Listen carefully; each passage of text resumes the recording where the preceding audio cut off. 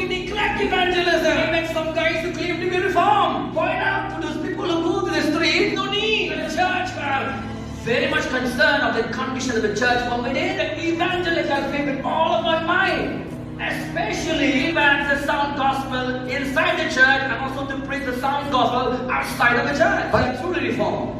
That being biblical. But the question is now, be obedient. Are we obedient? Because this morning, I am not talking about the how to evangelize. But I'm addressing about the why we should evangelize. It's a Christ command. Comes from Him.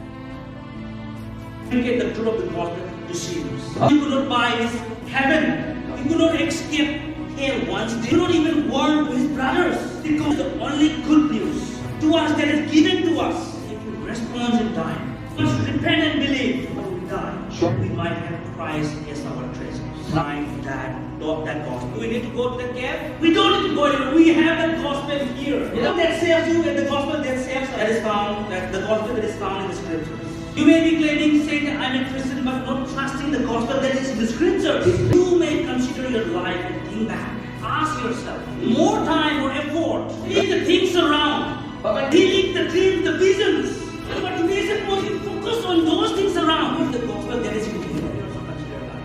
So you escape hell. Believing the gospel revealed in his book. Knowing that there is no other name under heaven and earth with the name of Jesus. Him alone, died in Him, name of your sin. Grace of God will pour into your life. You will be redeemed and regenerated and renewed forever in the glory of heaven. Scriptures alone is sufficient for evangelism. It is urgent. It is real. Like every single moment. For you, the second thing that we don't do evangelism. We pour in order to do evangelism to have a special gift.